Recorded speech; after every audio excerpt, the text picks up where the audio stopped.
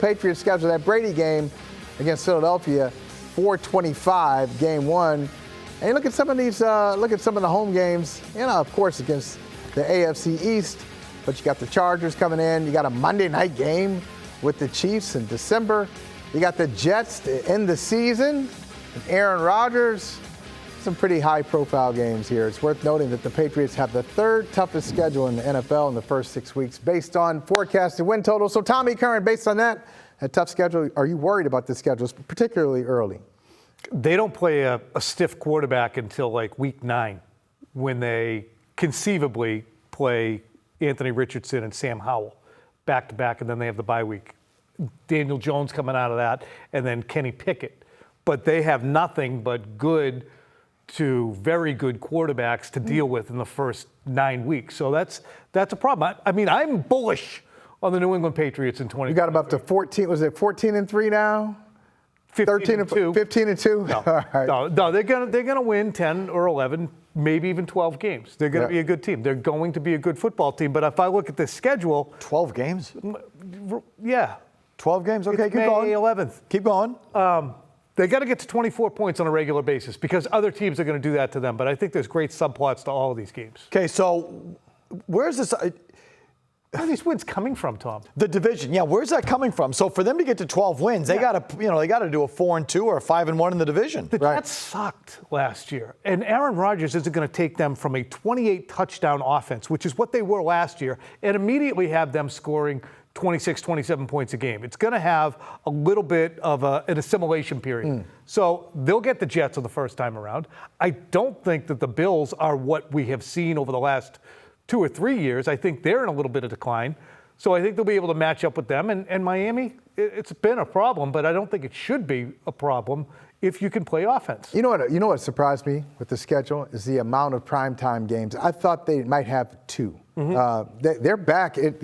They're scheduled in primetime like they're the Patriots who we expect to see in the postseason. Did that surprise you at all? I wondered how much of that was related to the opponents needing primetime games. And then say, well, at least it's New England. They're not the Jaguars. Put them in prime time to play.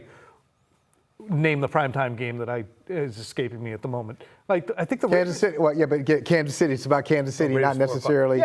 Not necessarily the Patriots. Yeah, Philadelphia. It's about Philadelphia. The star of the Patriots continues to be Bill Belichick.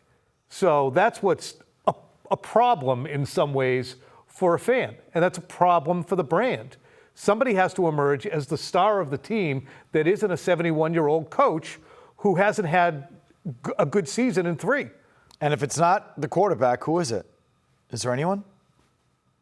All right, don't answer that. Ramondre Stevenson. I know you don't have the schedule in front of you, Tom, but is there a soft spot? Is there a place where they should get fat? That period of time when they're going to Germany, the Colts, Washington, bye week, and then you have Pittsburgh after that. Well, so here it is. It's the week before is the Commanders, okay? Washington at home, then you're at Germany against the Colts, then you have a bye week, you return home, Giants, home Chargers, I don't know if you consider that part of that, and then that little stretch right there, and then at the Steelers.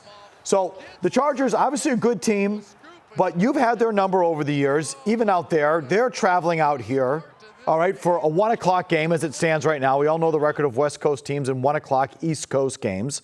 And then the Steelers, okay, so that's sort of the sweet spot. That's where you get that's where you get to your 11 or 12. But you bring up a great point about the 24 points, and they've struggled with this over the years.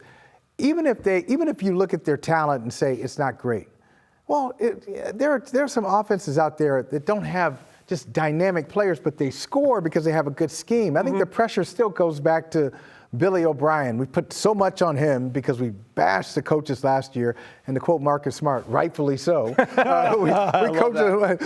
We bashed him last year, but O'Brien should have the ability to get this offense in some situations where they can score more than 25 points. And if they score more than 25 points, that's where you do pick up an extra 2 or 3 wins. Think about the game against the Jets, how bad the Jets were. It's a 3-3 game, and they win on a Marcus Jones punt return. I mean, that's how inept those offenses were for both sides last year. The Patriots, who will improve more? That'd be a good question. Who improves more, the Aaron Rodgers addition to the Jets or the Bill O'Brien addition to the Patriots? I would say most likely it will be the addition of O'Brien. Really? I just think you can look. I don't. But Rodgers brought himself, brought his offensive coordinator, brought Alan Lazard. Whoa, hell. Yeah, watch out, Alan Lazard.